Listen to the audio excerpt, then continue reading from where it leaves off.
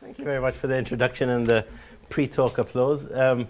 So let's see if it's still we have a balance at the end and there's still applause at the end of this presentation. Thank you for the presentation. One of the things that I was quite curious about when I got the invitation is, and also last night was repeated to me, that this talk would be recorded. Lionel kindly informed me that it will be recorded. He didn't quite ask for permission, but he told me it was going to be recorded.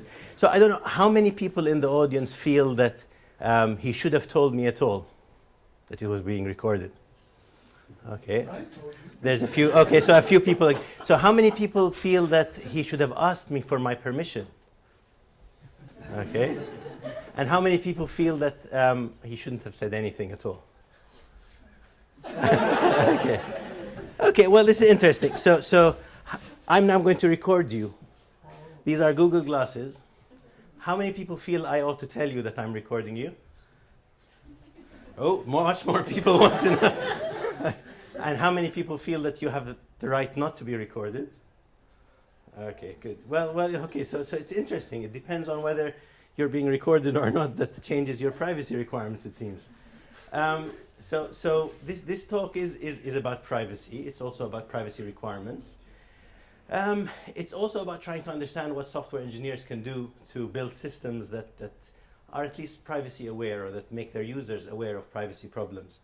I'm not necessarily going to talk about the kinds of privacy issues that are faced by large organizations in trying to protect the details of their customers in a bank or medical records. I'm actually going to be a little bit much more general about this. I'm going to talk about ubiquitous computing. So I'm going to talk about the kind of privacy issues that might arise because you're wearing certain gadgets that might be recording all the time, or perhaps devices that don't have any obvious recording, but perhaps you're wearing on your wrist and they're counting various things about you and sending it, or that you could be carrying in your pocket like a Fitbit and measuring your sleep and so on. And there are many such devices you could be wearing. And you don't know. I might have actually put things on the seats that you're sitting on that are measuring all sorts of things about you. Not the front row, because I know nobody sits there normally anyway. So I would like to talk to you about a lot of these issues. And I'm a software engineer. As Lionel said, I'm particularly interested in software requirements and the field of requirements engineering. I am interested in security and privacy, and so the grant that Lionel was talking about covers both security and privacy, and there is a relationship between them. And I'm also interested in adaptive systems and adaptation, because a lot of these systems that we wear, that we experience these days, need to operate in very different environments, and the expectation is that the software that they run is also somehow able to cope with the changes that these devices are operating in. So I think these three areas bring an interesting set of research problems, which is that little dot in the middle, which is software engineering for adaptive security and privacy. We want systems to be able to protect themselves and to protect us and our data as we move in an environment with changing threats, changing conditions, changing requirements as well. And so that's the area. Now, the issue, of course, traditional requirements engineering is all about talking to the customer and asking the customer what it is that they want, and maybe getting, maybe using a workshop or an interview or a questionnaire. And I think, so every talk that I give on requirements engineering, I have to play this sound clip, which is a typical requirements engineer from 20 years ago and how they express their requirements. And I'll tell you why this model doesn't quite work anymore, if I can find the cursor. So this is Billy giving us his requirements. We want this and that. We demand a share in that and most of that, some of this and all of that. Less of that and more of this and plenty of this. Nothing. We want it now. I want it yesterday. I want more tomorrow. And the demands will all be changed then, so stay awake.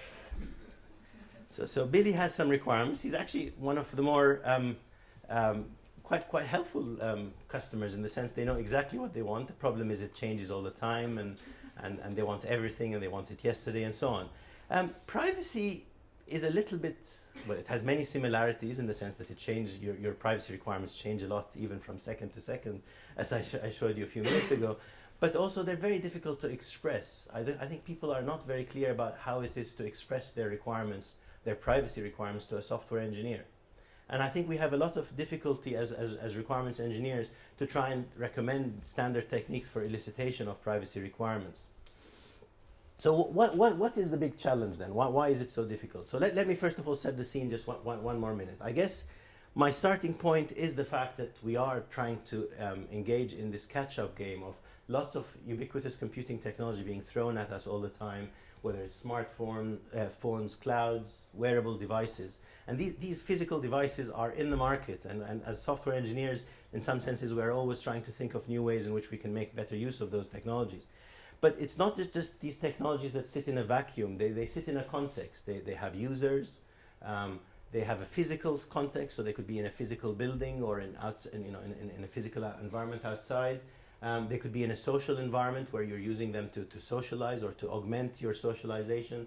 And they can also be in a business environment where you're sort of logging online, perhaps to your bank account or checking some medical information. So there's a very rich social context, physical context that they operate in. And us software engineers sort of tend to sit at this level where we're trying to build adaptive software that is able to take advantage of these devices in this context to be able to provide maybe adaptive information services, features that react to these different situations that we sit in. And I think this is sort of the modern description of how a lot of software engineering takes place. So where does security and privacy sit? Well, I think it sits at all these levels. And the two things that, as a requirements engineer, I'm particularly interested in are things in the world, which are assets that you care about, and threats that are things that might lower their value. But what do I mean by assets? I can mean these physical devices themselves. These are assets you might want to protect. The things, the cars that you drive, the phones that you carry. They could be information assets, and this is what the whole field of information security is about. And you can have data about your medical history or your banking details, and that needs to be protected against threats, information threats or physical threats or cyber threats. But there's also another class of threats and assets which are social assets. So your reputation, for example, is something you might want to protect. And it's not obvious how you necessarily articulate what that is and how you might protect it and what are the threats to it. So it's a very rich picture and I don't think you can consider these in isolation. So I think the software engineering of the sort of next decade or two that we need to think about is how we do software engineering for systems that are cyber-physical, that have a sort of a digital component to them, a physical component, but that are also socio-technical. And by that I mean they sit in a social context as well as being operating and providing us with some functions. And as a research group, sort of my colleagues and I are interested in this general broad problem of engineering adaptive systems that continue to satisfy their security and privacy requirements and that are forensics ready. And maybe I should elaborate this briefly. And so by engineering I mean that we can do something systematically, that we can actually, it's not just a random sudden sort of moment of inspiration that we build these systems. There is actually a systematic process behind them. And we want these systems to be adaptive, so they might perhaps be autonomous, perhaps reactive to particular things. They're dynamic, they change at runtime, for example.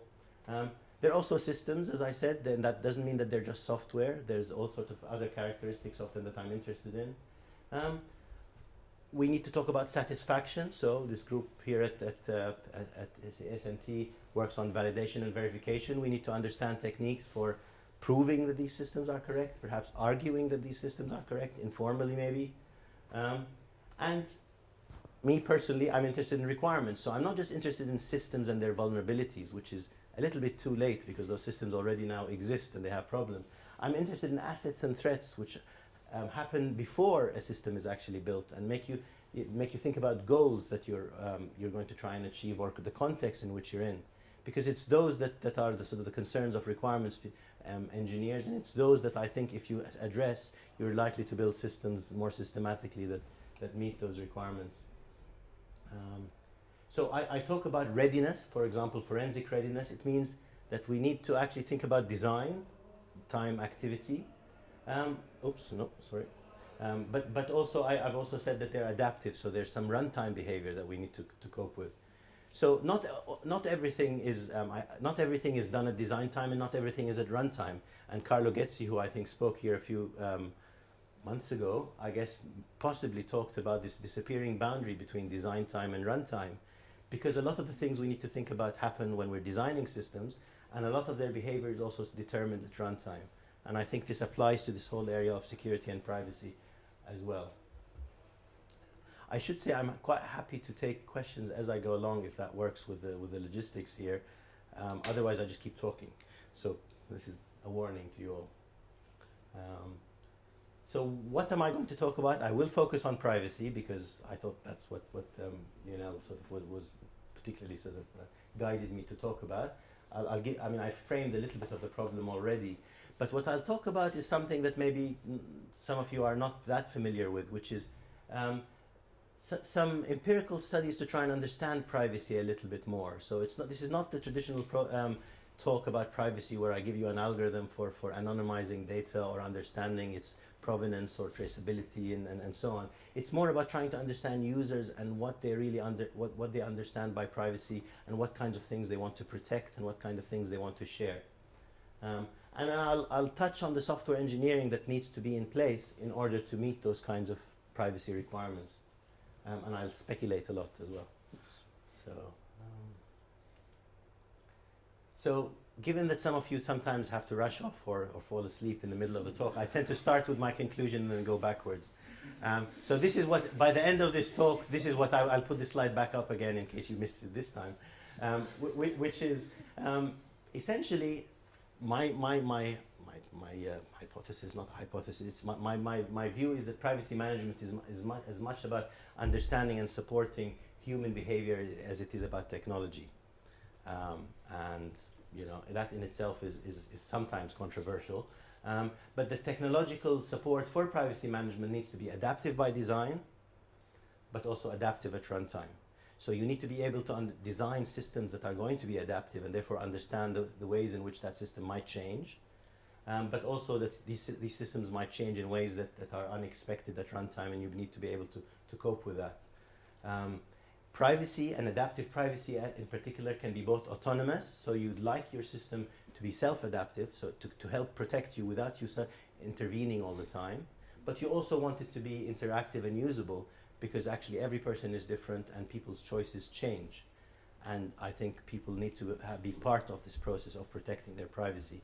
And technology that autonomously does everything for you is not necessarily what people want either. And I'll try and demonstrate through these studies that these things actually at least are supported by some evidence. Okay, you can go now. Maybe not. Okay. So one of the things about privacy is that I think it's inherently personal. It's subjective, it's context sensitive, and it's socially constructed.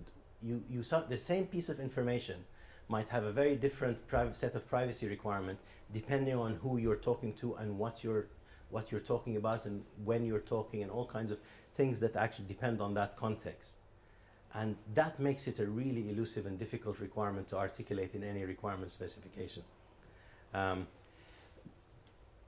It's also very difficult to somehow capture those requirements from customers, because they don't, particularly if they're mobile, because their requirements, assuming they can actually sit down and articulate their requirements, if you wanted to observe them, for example, they're moving all the time. What do? Run around with a clipboard and observe them while they're moving around? Or do you interrupt them when they're doing really interesting things and say, why did you do that? Well, that typically disrupts their behavior, and it's not very good if you're trying to understand privacy. So it's actually very impractical to do a lot of the traditional privacy requirements elicitation techniques.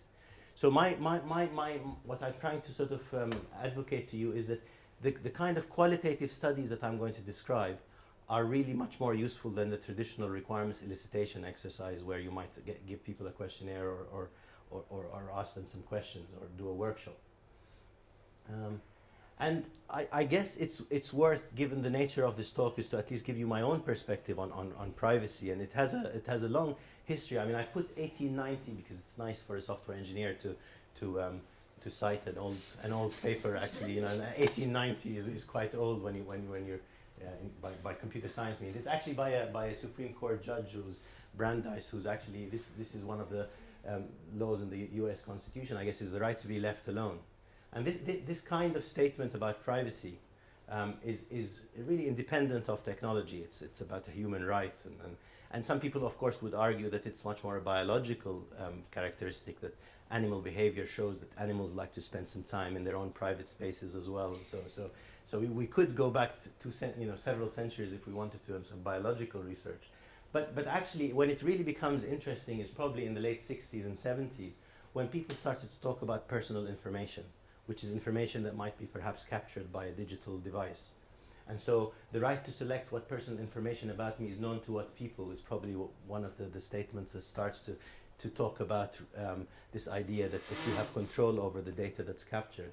And I think Altman's sort of privacy regulation theory then finesses this a little bit more and starts saying, actually, well, it depends, if you have too much privacy, then you become isolated. So that's not a good thing to actually have, it's a right, but actually most people don't want to be private all the time. But of course, the other extreme is that nothing is private and you're crowded and you don't have any space to do or think or interact with people. So suddenly we start to get a much richer interpretation of what privacy is. And to this day now, when people talk about mobile privacy, they probably talk about location quite a lot. They say your privacy depends on where you are. But actually, of course, it's richer than that. It depends on all sorts of contextual factors, the time at which this data may be important. It might expire, for example, and it might no longer be private. And the fact that your privacy requirements change. So the evolution of privacy has gone from a statement about sort of people and their social behavior to much more about information and its interaction with the environment and how you regulate that. So that's a sort of very, very brief historical sort of, my interpretation of the historical development of that. So what I'd like to talk to you about is a little bit about how we elicit privacy requirements. And the general problem is that if you ask someone about, whether, if something is important to them or not. I mean, I asked you first at the beginning, I said, should I have been asked about whether I should be photographed, videoed or not? Some people said, no, it doesn't matter really. But then they actually later raised their hand and said, actually, no. Actually, when it really comes down to it and they're being photographed, they actually behave in very different ways. And so that's one interesting problem about privacy.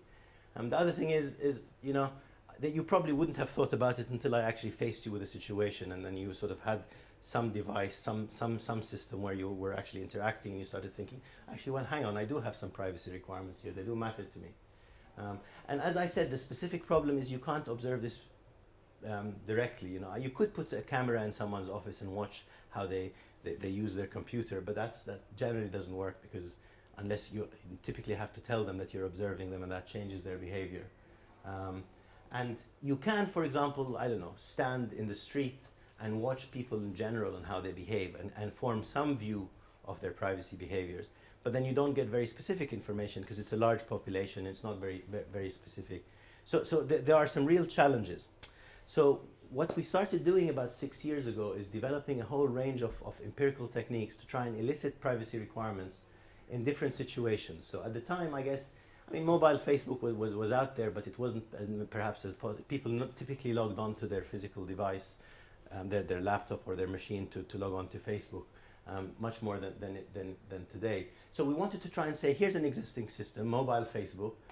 We want to try and understand what users' privacy requirements are in that context. And so I'll tell you a little bit about that study and what we learned from it and how we managed to study mobile Facebook users. We then moved to a particular kind of study, which was studying location, which we perceived was quite an important part of studying privacy, because people were really sensitive about being found out where they were. So these devices, these phones, were suddenly tracking them everywhere, and suddenly there's this really interesting privacy issue. So these problems were quite current. And the third one is a study of a futuristic technology. So we were trying to imagine a technology that didn't yet exist, but where we still wanted to design some privacy to elicit some privacy requirements. And so I'll tell you a little bit about how we try to do that. And as we go along, you'll sort of start to see that it's not always straightforward to get those requirements. So the first study, mobile Facebook practices. So for those of you who work in social sciences or perhaps human-computer interaction, and possibly in empirical software engineering, there's a technique called experience sampling, where someone is behaving in a particular way, and every now and again you choose certain events that they perform, and you sample them, and you ask them some questions about them to try and understand why they did certain things. The problem with something like experience sampling for privacy is that the act of asking someone, why did you just share that piece of information, typically intrudes on it and stops them from behaving very naturally. So we developed this slightly different modification of experience sampling with the notion of a memory phrase. So instead of actually, so what we did is we added a little application sort of feature to mobile Facebook. That when users perform some interesting activity like sharing a bit of information or posting something on a wall or something like that, instead of asking them a list of questions at that moment, we just asked them for one memory phrase that reminded them of that moment. So, you know, somebody would be doing something completely random, you'd ask them, they'd write Manchester United or you know, football or something. And the reason that turned out to be quite useful is that, first of all, it's minimally intrusive, but it turns out that maybe 2 or 3 weeks later, you can actually have that interview with people, and if you tell them you did so and so on what's today, Tuesday the 10th of February at 2 o'clock, why did you do that? They wouldn't remember. But if you said you mentioned Manchester United at that point, suddenly that recalls the entire experience, and suddenly you have this long, detailed, contextual interview. It brings back the entire context of that interview, and you're able to have a much deeper discussion about that incident much later on. And so we were able to somehow mix the idea of sampling someone as they're performing something interesting, but defer the process of contextual interviews, which are really quite important, till much later. And the results, in a sense, were partly expected, partly unexpected, I guess. But so there were lots of things that came out. So people, the notion of a boundary was quite important.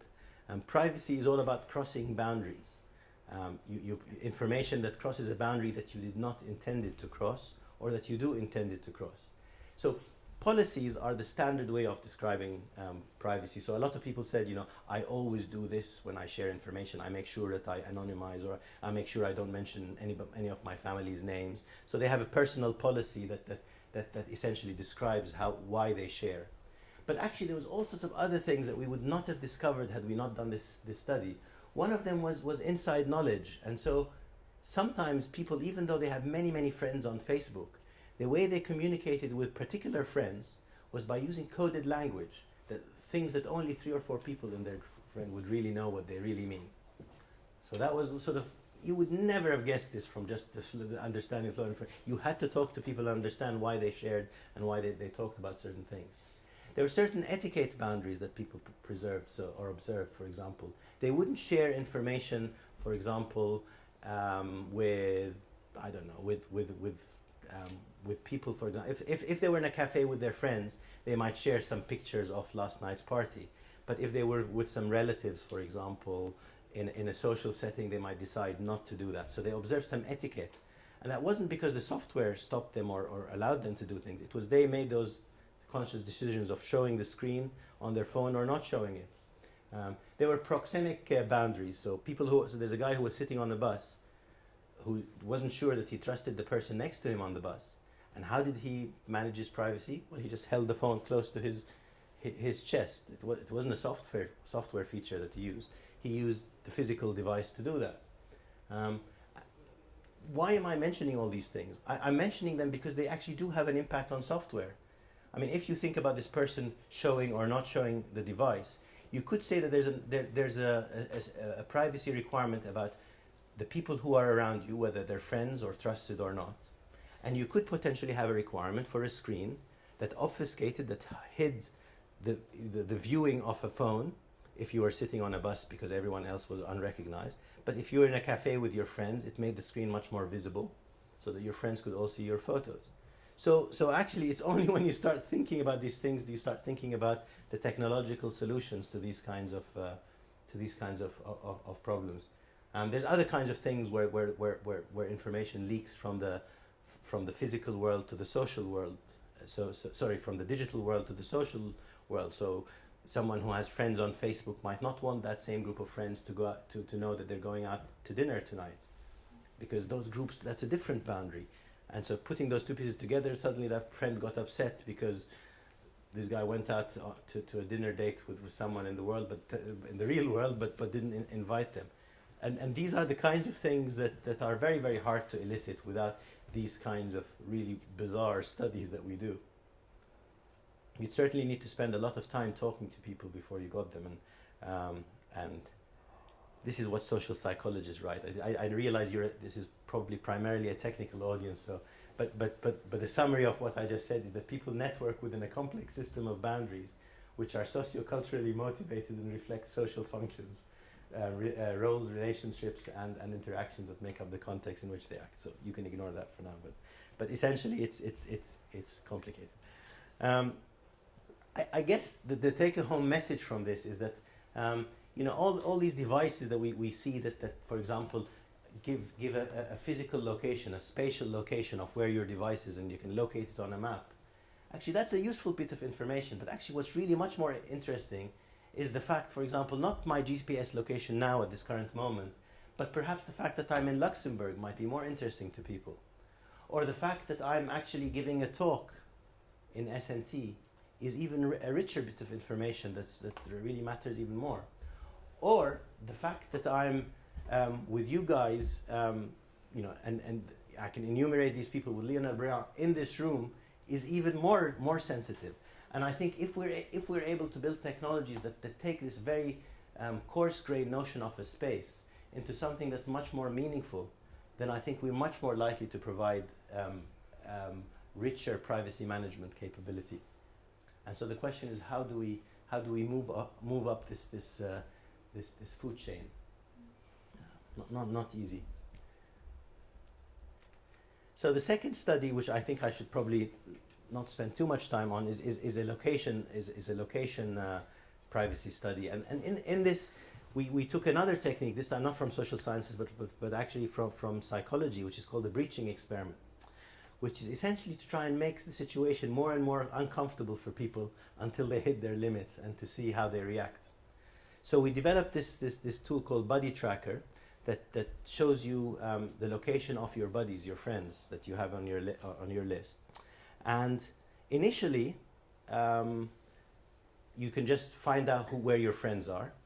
In the second week of the experiment, what we did was we told the other person that you had looked for their location. And in the third week, we told the first person who has the device that the other person knows that they know of their location. So you can only find someone's location if you make a request. Initially, nobody knows anything. In the second week, the other person knows that you're looking for their location. And in the third week, you know that they know that. And so increasingly sort of ratcheting it up, the stress. And you're asking, why do another location study like this? I mean, I think the reason is that we wanted to question some assumptions, that somehow the assumption is that if you're with your family, then it doesn't really matter who knows where everybody is. And actually, probably all of you already thinking, of course I care. This information can be sensitive even within families. But the assumption is also that the person being tracked is the vulnerable one. But actually, that's not always the case. That's not always the case, and because actually what we discovered, for example, is that when a father was tracking his daughter, when he knew that she knew that he was tracking her, he actually stopped tracking her because he didn't want to her to feel that she was being stalked, being followed. And it was the person who was officially tracking who was actually moderating their behavior, and it wasn't just the person who was being tracked. And somehow the ability to have controls, the ability to do these things, isn't really what determines whether people track or not. It's actually much more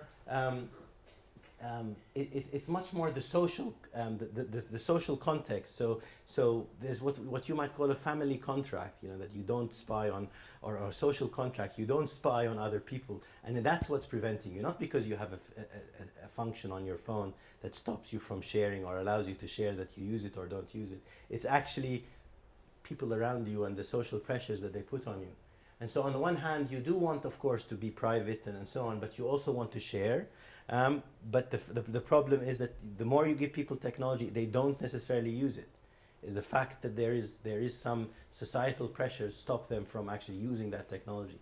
And so if you're a software engineer designing all these wonderful privacy features, don't suddenly expect that they'll be used just because you have those features that allow everything. Actually, there's many more factors at work that might decide whether people use those features or not.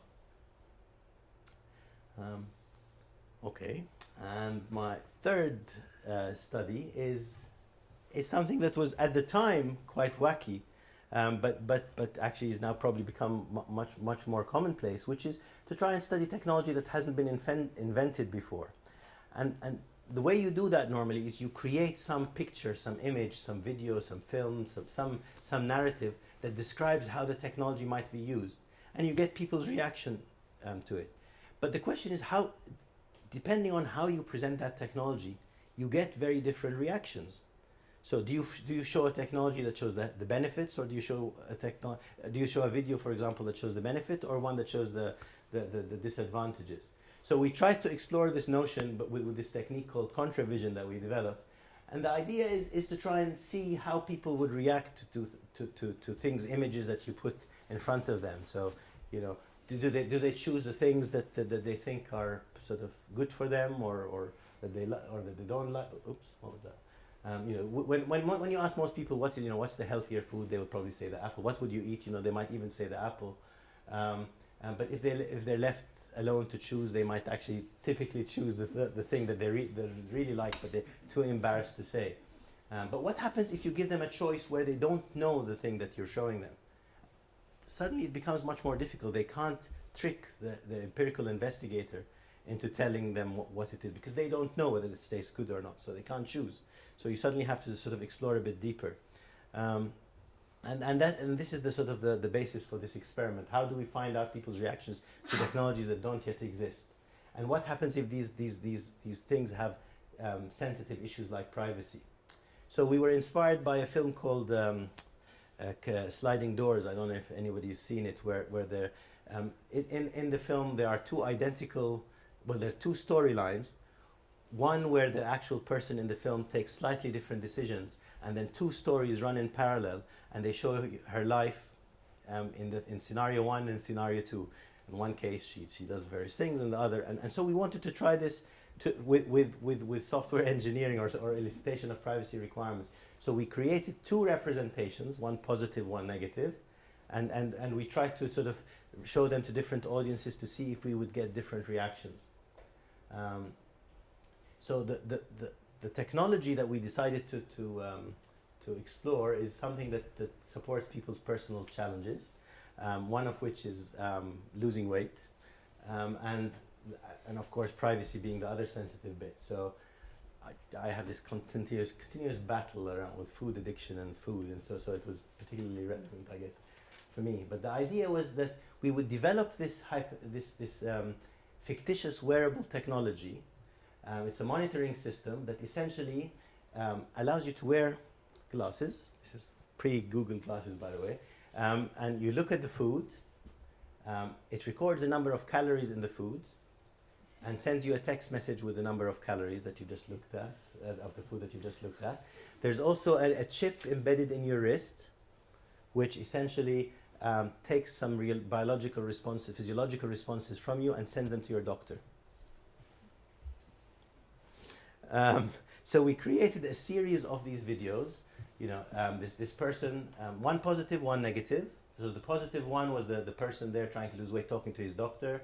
In the second one, he's talking to his wife at home, talking to colleagues at an office party, walking down the street looking at food shops, in the pub having a drink and some nuts, and in a business meeting. And we had identical versions of this video with slight variations. in one series of videos, there was a positive reaction to this technology, saying, "Wow, isn't this wonderful? Look what I can do!" Sharing it with others. And in the other one, is quite negative and didn't really want to tell people what he was doing. And so these are the differences. One of them, he embraces the technology. He loses weight in the end and succeeds and is very enthusiastic. And the other one, he fails and it doesn't work. And I guess the interesting thing is that in the end, I'll just show you a trailer of the thing.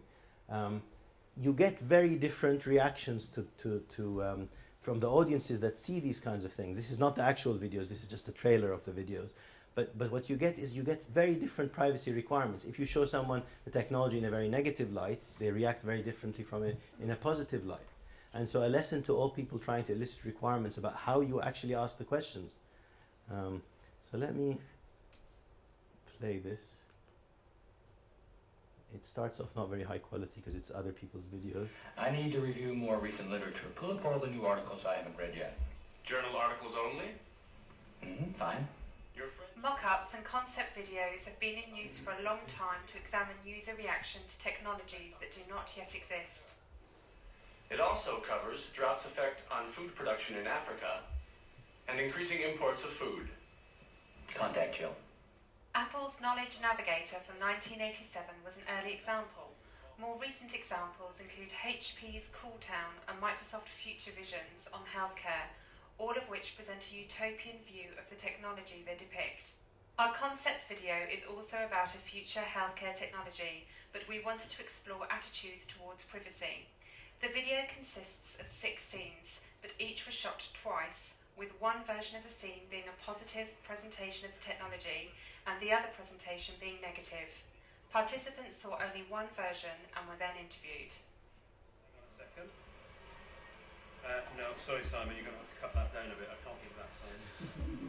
Okay. Very low cost. We didn't need Google Glasses for this. There we go. Here, right, take that away. This is a scene from the positive version along with some of the comments from our participants. Yeah, that'll do. That's great. Thanks very much. Back up a little bit, I just need to know what's going on here. I've got this gadget that my doctor's given me because I'm trying to lose weight. And these glasses, I've got cameras in, so when you look at something, well, try them on. Okay. Put them on. Have a look at that cake there. Right, just look at it for 3 seconds. There we are. Look at that. That's approximately the number of calories in that cake.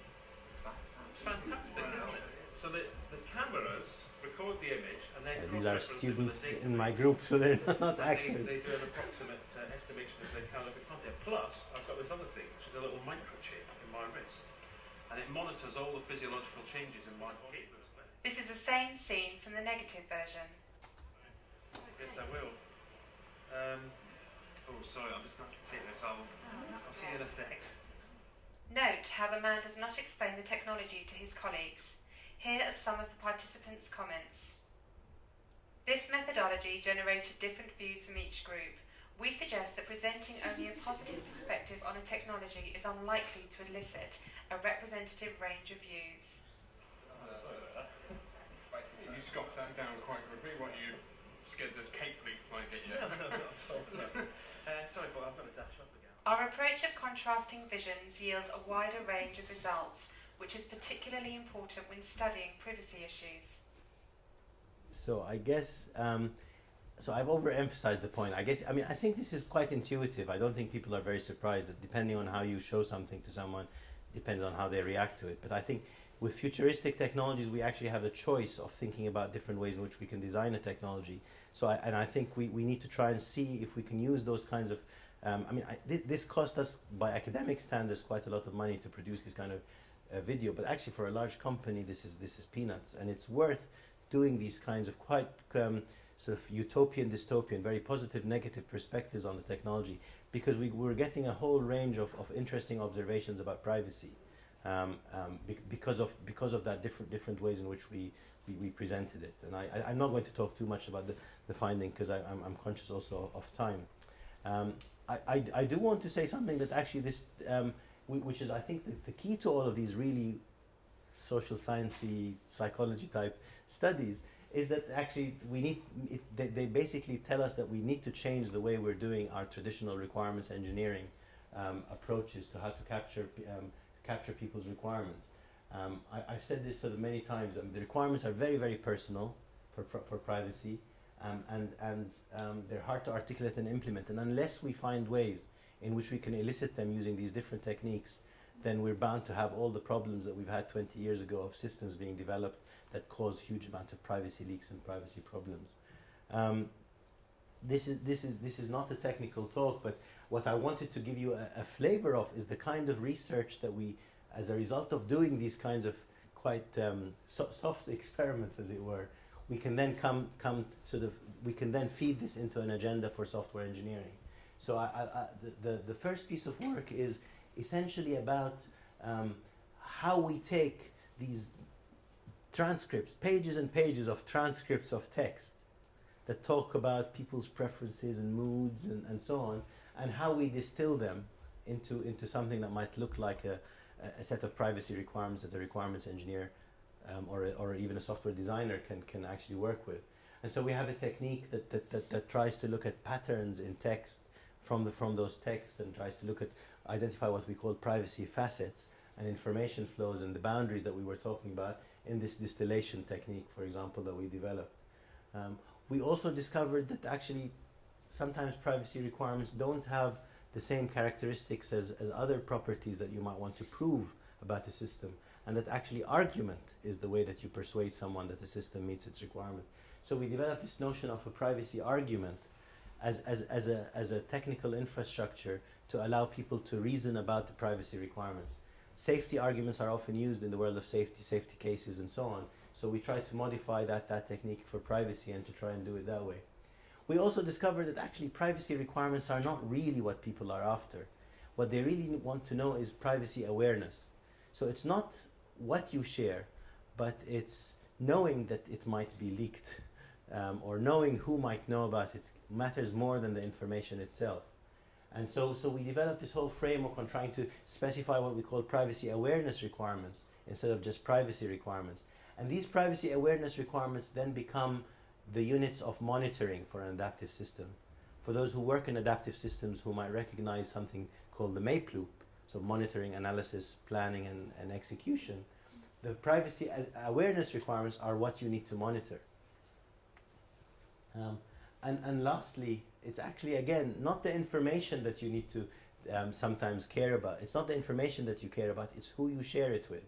So a lot of techniques try to anonymize particular bits of information and try and redact certain documents. Actually, what is really much more interesting is to try and identify the set of people who should be targeted for sharing rather than the actual information itself.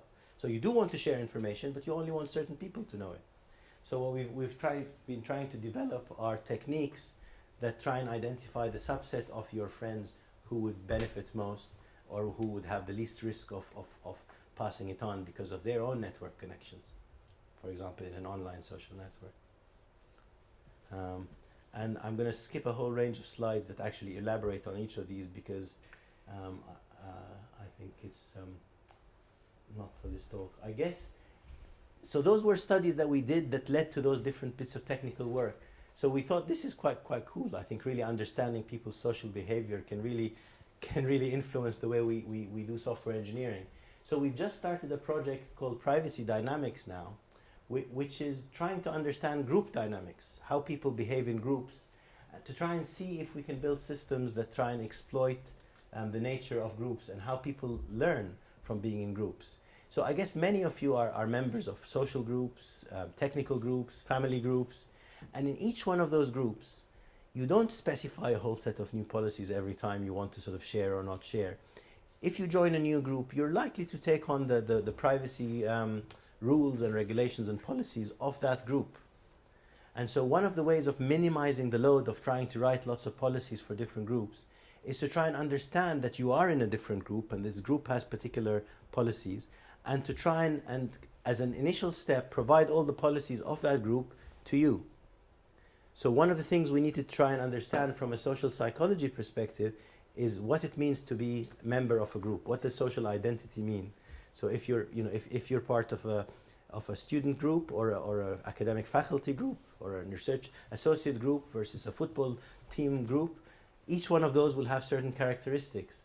And if we're able to recognize those, then we can immediately put in place some privacy policies that match those. But of course, as I said, everyone is different. And what happens if you have some interesting threats that you knew about that you want the other groups to share? So what we're trying to do is to try and use the individual privacy preferences of people to learn and improve the collective privacy awareness of the group. So it's two ways. One, the group helps the individual, and the individual also helps the group. And so I guess our research questions are, is privacy a distributed quality among the group? Is it something that people think about when they think about groups? And can a group actually protect an individual? So this is a project that we're doing with colleagues who are working on machine learning at Imperial College and some social psychologists at the University of Exeter in the UK, with the purpose of trying to develop techniques that learn new privacy policies by understanding the group dynamics of people. And I think this is sort of ongoing, and what we've been doing for the last year is to we've been trying to work in a hospital locally in Milton Keynes, which is a small town where the Open University is based, to try and monitor how junior doctors, who are doctors that are in training, they join the hospital for 1 year of training. They do 6 months or 3 months in one department, like accident emergency, then another department in oncology, and another 3 months, and what happens that over the course of the year, some of them become friends, some of them become professional colleagues. They have relationships with their superior doctors, they have relationships with the nurses, they form different groups. And so we wanted to try and see how these groups of these junior doctors developed over a period of a year, and the way we've done this is through basically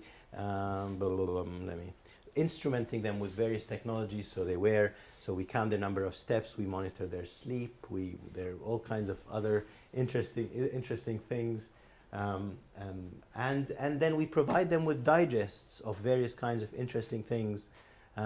They think, now I put this on YouTube, I should be careful.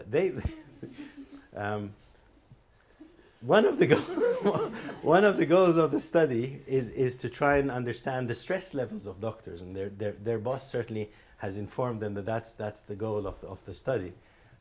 We also have other goals as well, which are to understand to what extent they share this behavior, whether they share it with their superiors, with their friends, with the nurses, and to try and see if there's an identity of being a junior doctor, or an identity of being a member in this hospital, or a social identity outside work.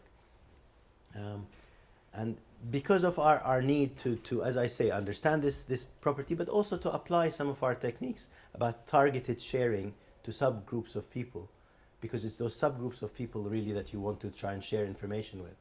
And this notion of sharing is really important for privacy, because privacy is not just about preventing information from being presented. It's actually about sharing, because there's as much of a social benefit as there is to preventing data being shared.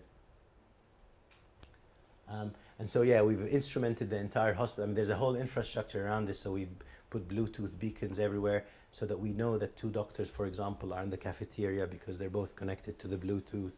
So we know that they're physically in the same location when they share or not share. We've given them all sorts of tasks, like scales where they can measure their weight, for example, that's connected to our master control, and all kinds of things. And, the ethical clearances we had to get this is non-trivial, but it's quite a longitudinal study, and allows us to really understand social identity, because it's not something that forms overnight. You don't just give people and say, here's the devices, how do you behave? People's social identity changes over a period of many months, and the only way you can study it is by doing these kinds of studies. And we're doing it with another set of patients in the hospital, people who are recovering from knee surgery, and to try and see if people who are recovering from knee surgery share information about their recovery. So we try to give them these kinds of Fitbits to try and understand how many steps they walk every day, and to see if their walking has improved, and whether they want to share that with other patients that they're But actually we discovered all sorts of interesting engineering things that, of course, people who are recovering from knee surgery don't walk a lot. Uh, so we had to be much more sensitive, and we had to design a special heel to put this in the heel, because just putting it in the pocket doesn't make much difference. But actually putting it in the heel of the shoe or in the cast or something like that was more sensitive to, you will get much richer data of movements than just putting it in the pocket. So there's really, we talked about cyber-physical systems, so that this is the sort of system where you have a social context, you have physical devices that they're working with, there's information being shared amongst people. These are the situations for which we have to develop software engineering techniques to build, not only once, but many times. So what are the systematic ways in which we can actually design software for these systems? And where does the software sit? It doesn't sit in the Fitbit, does it sit in the computer in our lab, or is it somewhere else? And so the boundary of a system is becoming much, much more complicated. And so whereas a requirements engineer, the first thing they did, they said, let's scope the problem. This is in scope, this is out of scope. Suddenly this all goes out of the window. Traditional requirements engineering doesn't work. The actually system boundary is really very unclear. And most of the breaches happen when the boundaries are crossed. And so it's raising some really interesting problems. And sort of we're continuing to look at that kind of work, looking at the monetary value of information that you change. Sometimes people, there's many business models. So you are prepared to give a lot of your data to your supermarket when you swipe your rewards card, in exchange for a 10 cents discount on ketchup. But maybe not everyone is the same. Some people do, some people don't. There are many different business models for doing that. And I think understanding people's different perceptions about the value of the data that they're sharing is often quite important to understand. And so we're working with a business school to try and understand the monetization of data that's captured by these devices. So topology, I guess where you are in the space of a building or a space is very important. And if something goes wrong, then clearly you need to try and find out, possibly via the system, why it went wrong. So forensics is all about collecting data about bad things that happened. But if you collect the data too proactively, if you're always being monitored, then that is also potentially infringing your privacy. So we're trying to find techniques that allow you to balance a forensic argument for why you'd want to collect data against privacy arguments where the data sort of should be protected. And I can talk to people in the afternoon if people are interested in forensics. Okay, so you've seen this before. I've emphasized it multiple times. It's privacy management. I wish I could say it's a very technical problem only. I think it's not. The real problems that we have as software engineers face are often about understanding human behavior, and we can decide that that's somebody else's problem, or we can design techniques that are more aware of these kinds of issues. We can design systems that have this awareness, privacy awareness requirements being one way to think about them, but they also have to be adaptive at runtime, so they might need to have some interesting interaction. It would be lovely if they could, through machine learning, the system decides what policies you need to have, but actually in reality, you need to intervene. And so we're thinking about interfaces for doing that, and that's quite important. Thank you very much. I think that's it.